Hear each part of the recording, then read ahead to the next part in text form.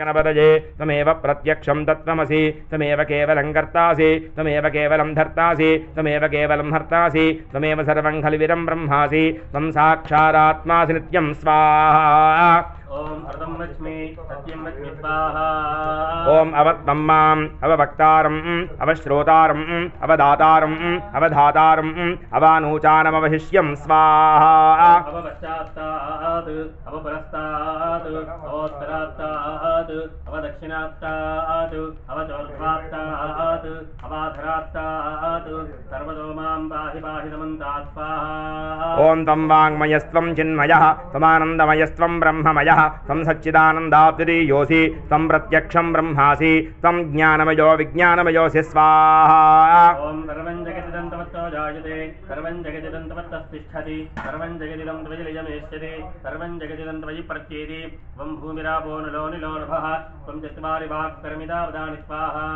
ओम तं गुणत्रयातीरः त्वं देहत्रयातीरः त्वं कालत्रयातीरः त्वं मूलाधारे स्थितोऽसि नित्यं त्वं शक्तित्रयात्मकः त्वां योगिनो ध्यायन्ति नित्यं त्वं ब्रह्मा त्वं विष्णुस्त्वं रुद्रस्त्वमिन्द्रस्त्वम् अग्निस्त्वं वायुस्त्वं सूर्यस्त्वं चन्द्रमास्त्वं ब्रह्म भूर्भुवस्वरों स्वाहा।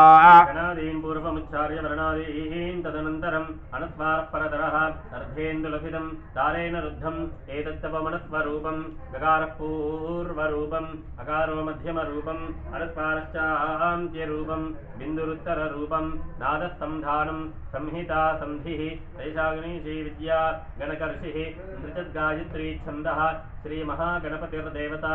ओम गं गणपतये नमः स्वाहा। ओम एकदन्ताय विद्महे वक्रतुण्डाय धीमहि तन्नो दन्तिः प्रचोदयात् स्वाहा।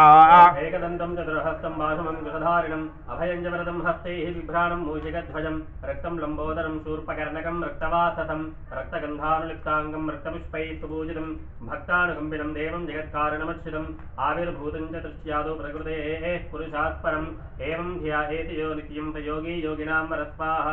ओम नमो व्रातपतये नमो गणपतये नमः प्रमथपतये नमस्ते अस्तु लम्बोदराय एकदन्ताय विघ्नविनाशिने शुभसदाय श्रीवरदमूर्तये नमो नमः स्वाहा।